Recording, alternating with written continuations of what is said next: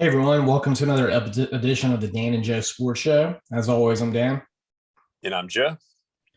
All right, Joe. Big news coming out of the Saints camp this weekend. Sean Payton has retired from being the head coach of the Saints. I think we all kind of thought that it was coming close to the end, but definitely didn't think it was going to happen this year. I thought that was a little sooner than everybody expected. What are your initial thoughts on this? And definitely the end of quite the era. Yeah, I'll get to that in a second. That's a good point too. Initially, I would say that I was a little bit surprised, like you were. I kind of thought with him signed through 2024 that he would want to coach for a few more years. I kind of thought that he wanted to maybe have kind of his own legacy in New Orleans where he could have some success and maybe make the playoffs without Breeze, kind of like, Belichick's trying to do without Brady. And it kind of seemed like Peyton was on a better track to do that better this year, going 9-8, with the team that was out without a quarterback for many times. But I think at the end of the day, Dan, he didn't want to be part of a rebuild, which it looks like they may be in very soon. And I think also, he's attracted by going maybe to a television contract. There's a lot of speculation he's going to work for Fox and replace Troy Aikman if he goes to another network. Also, he might resurface for somewhere like the Cowboys down the road. But regardless, my takeaway is, even though, I'm a little bit surprised, I do want to celebrate, Sean Payton's tenure in New Orleans. Really appreciative of all that he accomplished, took the franchise to new heights. I think he said it during his press conference the other day that because of what they built together and worked hard, people that are 20 or 22 years old remember the Saints as a perennial contender and, not, a team that was always in the cellar. That's right, Joe. I mean, you and I are both old enough to remember what it was like when they were the Aints, Yeah. when you had bags on your heads, when you had people like Jim Mora saying, "We suck, I quit." I mean, I was actually at that game where they lost to the Panthers 17-0. And after the game got done, Jim Mora said, "We suck, I quit." And he quit as the Saints coach. And I remember seeing people with bags on their heads. And the sad part was at that point, Jim Mora was the most successful coach the Saints had ever had because he at least took them to the playoffs. He never won any playoff games, but I think they went to the playoffs 3 or 4 times during the 10 or so years he was coach. And then it wasn't until I was, I think, 13 when Jim Haslett won the Saints' first playoff game in franchise history against the Eagles. And, at that point, that was quite the thing with Aaron Brooks, who I still remember couldn't even hold on to the football. I've never seen a quarterback throw the ball behind his head so many times and fumble it, but I swear Aaron Brooks did that more than 10 times. And then we finally got Sean Payton and Drew Brees, made our first NFC championship game, and then eventually won the Super Bowl in 2009. And since then, I mean, they've been one of the more consistent programs in the NFL. And I mean, I don't think you ever had more than a 2 or 3 year stretch where the Saints didn't make the playoffs. And most of the time they were winning the division under Sean Payton. And, there were a lot of things that I didn't like about the Saints when he was there, but I really feel like those were more general manager issues than they were Sean Payton issues. I generally was pretty happy with the way he coached his teams. I just thought that the team building wasn't quite there, but I don't know whether that was a GM issue or him. Mm-hmm. Yeah, no, that's a valid point. I think that everybody that's a Saints fan or anybody associated with the organization over the last 16 years throughout the Sean Payton tenure, that they would honestly say, obviously glad they won one championship, but should have won more. Like it's kind of like the Atlanta Braves, for us with the, big trio of pitchers. Yeah, with, Maddox, Smoltz, and Glavine should have won more championships too. So, that's kind of the story here. But on the positive note, you're still glad you won one because that's more than the Bills have. And so it's easier to reflect when you have one, but it's still, you think about I feel like the downside is that the glaring, heartbreaking playoff losses tend to stand out the most. But on a positive note, though, I do want to say that, throughout his time in New Orleans with Breeze there, of course, they were just so much fun to watch at times. Like I think about basically from when I was a junior in high school until I was 31 years old, Breeze and Payton were together, and now I'm 32. And it was like there were so many games, Dan, where it was just must-see TV. Like they would be playing a night game in the Dome, and like everybody wanted to watch the game. Like they were so much fun to watch. You had Sproles, you had Bush, you had Kamara in recent years, just a lot of explosive players, Colston, Graham, Thomas. I mean, they were just great television. And there were so many times there was like a well-oiled machine in the Dome. And, I'll just kind of always kind of remember those positives. Yeah, Joe, I mean, there's no way that you can take anything from his career other than a positive, as I recounted the awful history of the Saints before he got there. He won us a Super Bowl. He had us on the doorstep of 2 or 3 other ones. I mean, of course, you think about the Rams game. That's one that got taken away that they should have won by the referees. And then you think about that 49ers game that was the biggest heartbreak, which may have been the best team. I think that was probably even better than the 2019 team. And just they got their hearts ripped out by Vernon Davis and his excellent effort in the fourth quarter.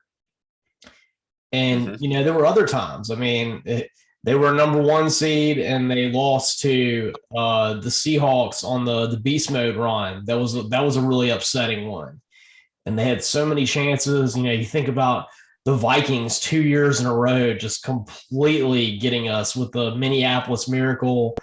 And then with the offensive pass interference, no call against, Rudolph. And you had all these different things, and they were so close. But the thing is, they got there. And before then, we were never even on the doorstep. And he got us, of course, the big win in 2009, the Super Bowl over Peyton Manning.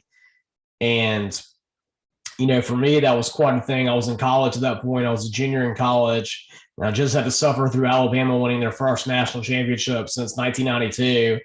And then the Saints won the Super Bowl, and I felt like, at least this is even out. I'll let Alabama have their national championship. If I get to see the Saints win the Super Bowl, I feel like, everything's right in the universe. And then we never got back there. But, we were always consistently one of, I think, the top 5 programs in the NFL from that point on in terms of getting to the playoffs, winning our division. I felt like the Saints-Falcons rivalry became not just a rivalry of teams that are terrible, but really, after Matt Ryan got there, a rivalry of the 2 teams that competed most for the NFC East, for our NFC Central. And it was just it was a great time to be a Saints fan. And, you kind of felt like the first 12 or 13 years of our lives really were worth it. And, especially for those people that have been Saints fans since the 60s, gave a lot of people to hope for and really built up a city after Hurricane Katrina too. Oh, absolutely. You think about the comeback story of that 2016, making it to the NFC Championship game and playing the Bears. That was one of the kind of the Hollywood-esque teams that they had. But yeah, just so many good teams. I think about as far as, what could have been. I think about the 2011 team as much as any of them. And then I think about the Minneapolis Miracle and then the NOLA no call, because I feel like with the law of averages, had they got through the 2011 49ers game, I think they win the Super Bowl. If they win either Minneapolis Miracle or the NOLA no call, especially, I think they win the Super Bowl that year. So I feel like, it's easily 2 more championships just if things could have worked out just a little bit differently. And I was thinking about it today. I feel like that Minneapolis Miracle, 99% of the time plays out a different way, if they could only run it back.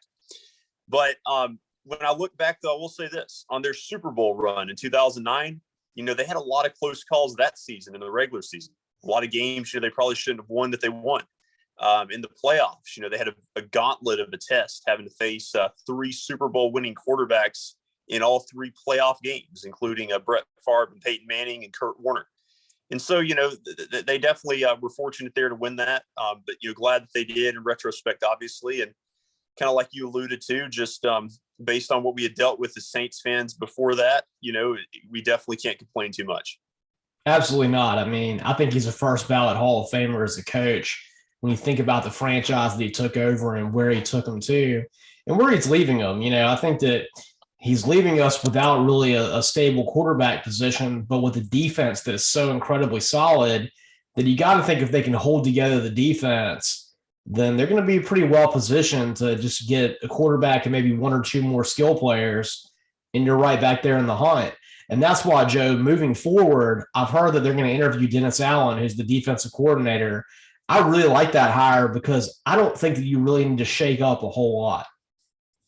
Yeah, I like that hire too. And I think that that'd be good if you could keep Pete Carmichael as the offensive coordinator, because in that 2011 season, that was the year that Sean Payton had the injury on the sideline when Jimmy Graham collided with him. And it's my understanding that Carmichael called a lot of the plays that year when the offense was so good. And so, yeah, I'd love to see really a lot of the staff just stay intact. The only thing that I would argue is that maybe they should get a new general manager because, man, every year I hate the draft. Every year I'm really upset about what they do in free agency. And it feels like that I can't even remember the last time they went out and got a really talented offensive player in the first couple rounds of the draft. And now they're in a position where, that has to happen, and it's not the best draft to do it. So we're going to have to see, where they move going forward. But if there was going to be a big shakeup, that's personally where I would like it to be, would be in the general manager department.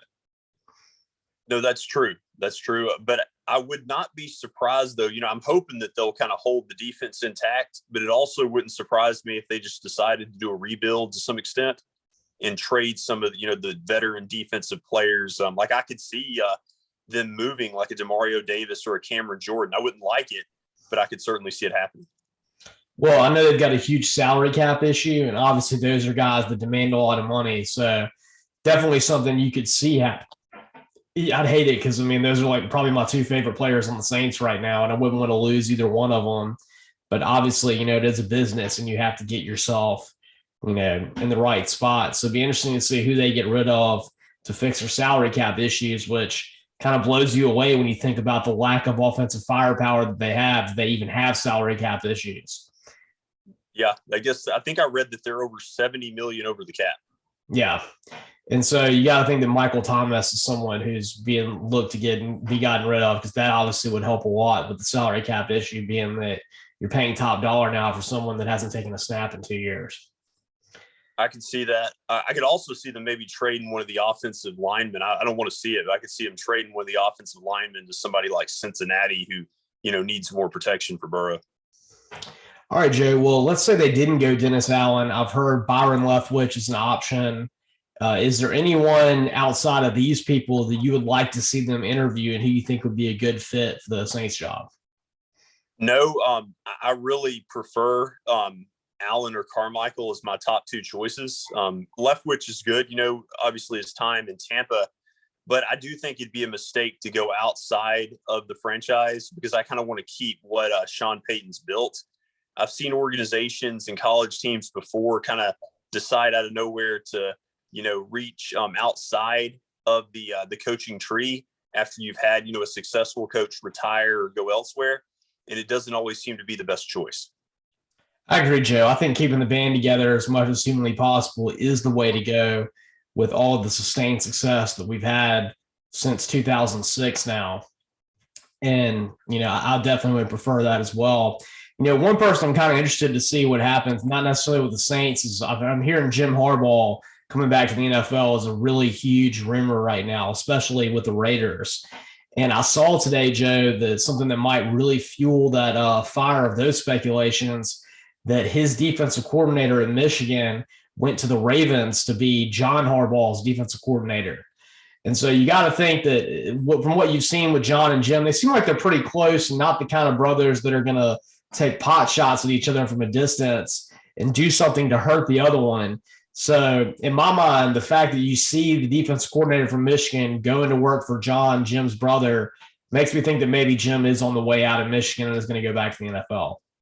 I think he's definitely enticed by the NFL because let's face it, he's just a better NFL coach. It's a better fit for him. And you think about it too, like he wanted to get Michigan fans back engaged. He wanted to beat Ohio State. He made the college football playoff. He won the Big Ten. If you don't think that you're going to win a national championship, or at this point, you feel like you've done a lot for your program where you played at, this is a great time to leave. If you're a Michigan fan, are you going to look back at his tenure and be upset about it right now? No. You're going to be happy that he's the first guy in 3 coaches to beat Ohio State. It had been 12 years.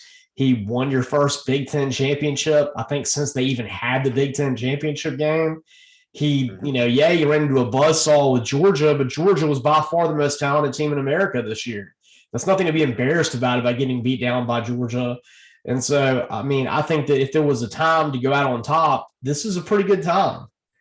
Yeah, he's maxed out at Michigan. I think if he's going to leave, this is the time to go. That's right. And Joe, speaking of being maxed out and leaving at a good time, we had all known it was going to happen. Ben Roethlisberger officially retired, 39 years old. Apparently, and I guess maybe you think about Brady sitting out a couple seasons with injuries. Maybe that's how that tabulates right. But Roethlisberger is the only guy to ever start for a team at quarterback for 18 seasons. It might be consecutively is the way they did that. But he's a real franchise guy. He was never anywhere but with the Steelers. And it makes me realize how old I am because I remember him coming to the Senior Bowl and meeting him and thinking he was the biggest person I'd ever seen in my entire life. I remember I was a huge Big Ben fan because when I met him, I was just blown away by how huge he was. I'd never seen a quarterback like that before.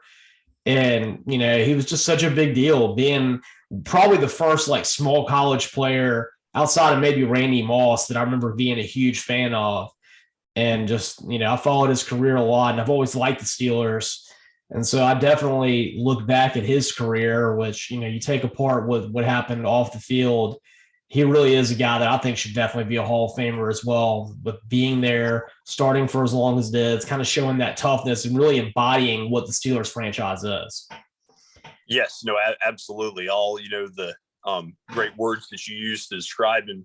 With that Brady comparison, I think what they're looking at is at the point that Brady played for the Buccaneers with two different teams. I think they're saying that Roethlisberger played the most with one team. I think that's the stat.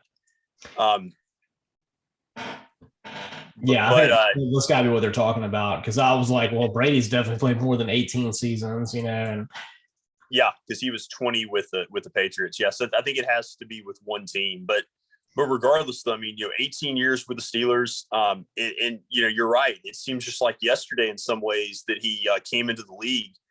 In his team, his first season as a rookie, he took over, I think, for the starter the second week. They go 15-1, make it to the AFC Championship game and take on the Patriots. His second year, they win the Super Bowl. He's only 23 or 24 years old. And it's like as much success as he had in the postseason early on, I felt like we saw him grow so much as a passer and a quarterback throughout his years. And he went from being a guy, that might be considered to be a quarterback that's, just doing enough to get by to becoming a guy that led the NFL in passing yards a couple of seasons, really put up, some prolific numbers. Yeah, and you think about it, I mean, he had some good wide receivers. Obviously, he had Antonio Brown for much of the second half of his career. He had Antoine Randall early on when he was a quarterback with the Steelers, but he didn't really have that many showstoppers at wide receiver. He had Hines Ward, I think, for a period of time too, but it was never like he had a plethora of weapons. He had to do a lot himself. I remember some of the greatest Big Ben plays. I think of what embodies him as a player to me, the 2008 Super Bowl that they won over the Cardinals. He fumbles the ball. The guy's got a clear scoop and score to the end zone. And Roethlisberger turns around and drills him and takes him down. He's the only one who could tackle him. And I thought that play won the game for them against the Cardinals. And those were kind of the things that he did. He did a lot of the gutty blue-collar plays that you needed a quarterback to do. And, of course, he was always so hard to tackle because, if you hit him high, then you just bounce right off of him. And so that's kind of what he embodied to me. He had some years where he put up great stats, but it was more just kind of that tough blue collar, mindset that you think about when you think of the Steelers. He definitely had that. He definitely embodied that. He was the type of guy, that just wasn't going to be denied. He, was just a guy that went out there and, worked hard at his craft. And he, overcame some injuries too. And you always felt like he's the type of guy, if he's healthy, he's going to be out there. As far as, their Super Bowl runs, I think about him going to the Super Bowl 3 times, winning it twice. He's in rare air because over the last 20, years plus, so few quarterbacks have multiple Super Bowls. It's really, Brady and the Mannings that they have 2 Super Bowls over the last 2 decades. Ask Brett Favre or Drew Brees how hard it is, to get that second Super Bowl. That's right. And then, Big Ben did it so early in his career, and then he never really got back there, which is kind of an interesting thing with him because he won it in, I think it was 2006, 2008, and then he made it in 2010 and lost to Aaron Rodgers in the only Super Bowl that he won. Yeah, So, that's right. and then after that, the Steelers never got back there. They had some really good teams, but they never got back there. And, that's something that I think is so interesting about them is that the Steelers are just so consistent. You've had Mike Tomlin there now for 20 plus years. Before that, you had Bill Cowher for such a long period of time. And then before that, you had their coach that won 4 Super Bowls, and his name's kind of escaping me right now. But that's what they've had. They've only had 3 coaches in basically the last 40 years. I mean, it's amazing. Yeah, I mean, that's usually, the recipe for success is having that continuity. And Tomlin, I think, is the only coach in NFL history without a losing record for that many seasons to have coached. That's right. And they did it this year, did just enough to get into the playoffs. And I thought that was a huge testament to how good the Chiefs were, the way they just buried them early on.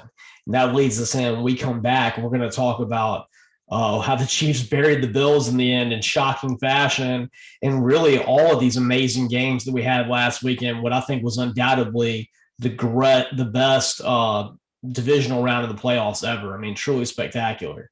Speaking of truly spectacular, you can catch all of our old episodes on Spotify. Look up the Dan and Joe Sports Show, and you can see us in live and in color on Facebook if you look up our Facebook fan page, and also on YouTube, the Dan and Joe Sports Show YouTube channel. And as always, I'm Dan. And I'm Joe.